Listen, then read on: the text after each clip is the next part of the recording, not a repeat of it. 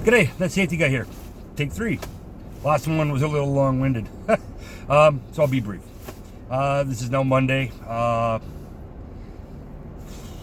Just found out today that our mayor in Toronto has declared a state of emergency, which has given him broad powers to make decisions regarding how we're going to deal with this coronavirus in the city of Toronto. Our premier of Ontario has also decreed that as of 11:59 p.m. tomorrow, the 24th of March, all non-essential services, all non-essential businesses are done. We're finished. No more work.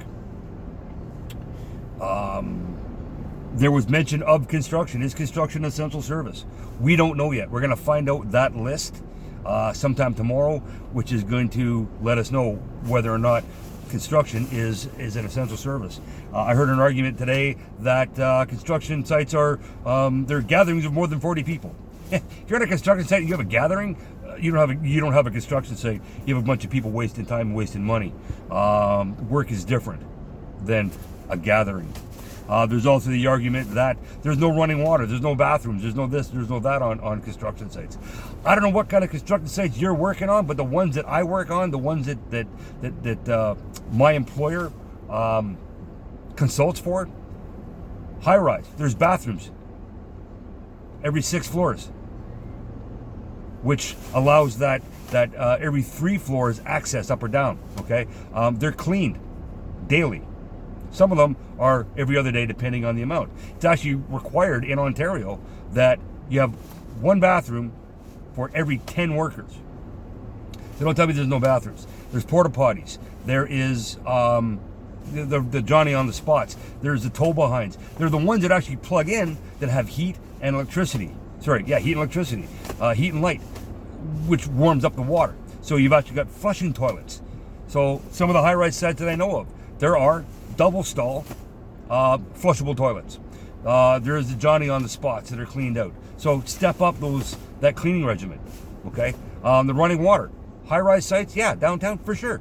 There's definitely running water, definitely, because how do bricklayers work without running water? Low-rise, same idea. How do you make mortar for your bricks if you don't have running water on the site? So it is there. Again, those are the sites that I'm used to working on. There are sites I can imagine that are absolute nightmares.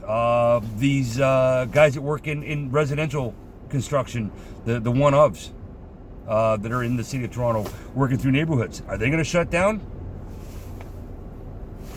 Under the regulation, under this new mandate, yeah, you would think so.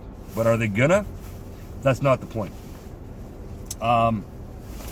So I don't know if I'm going to be actually working as of tomorrow at midnight. I have no idea. Right now, I'm fortunate to be on a place in a place that may be deemed an essential service because of what they do. So, fingers crossed. Only because the longer I can avoid going on UI, the better for me. Washing my hands, don't touch my face. Personal separation, that 2 meters. Wash my hands when I come in, wash my hands when I go out. Sanitizing my office, my trailer. Staying away from other workers. So, you know what? If I can avoid staying home as much as I can, I'm gonna. But when the law dictates, when the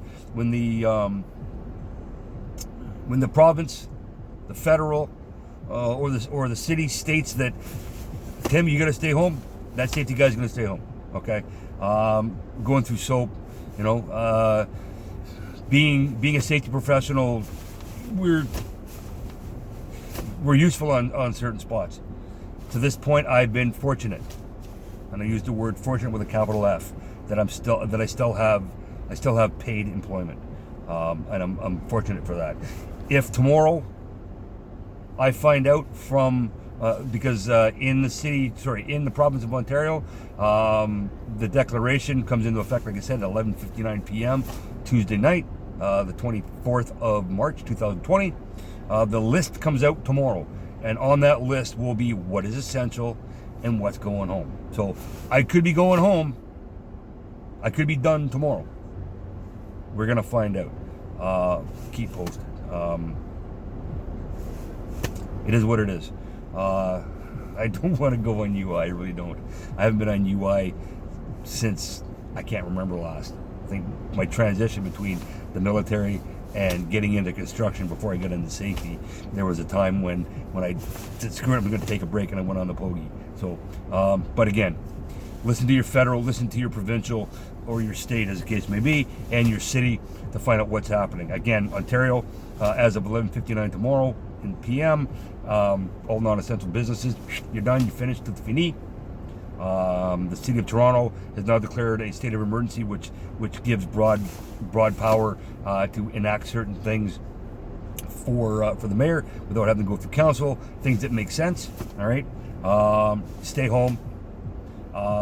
Be aware of the new social distancing or the personal distancing when you're going to go get groceries. You got to go to the liquor store, the beer store, whatever it is you got to do.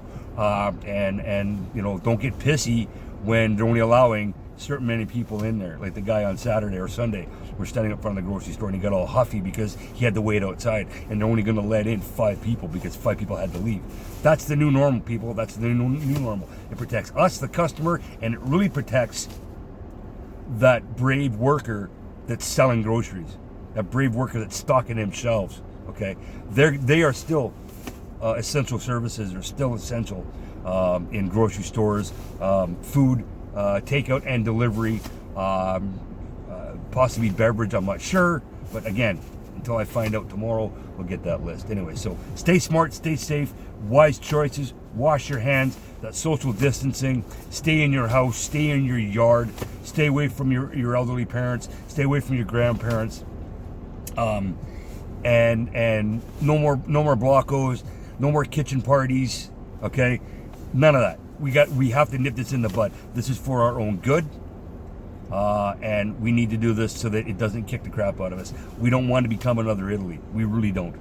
We don't want to become a China, even though they seem to have it under control. Okay, let's nip this in the bud now, and let's be smart and be safe and obey the directions given to us by our provincial, federal, and municipal governments.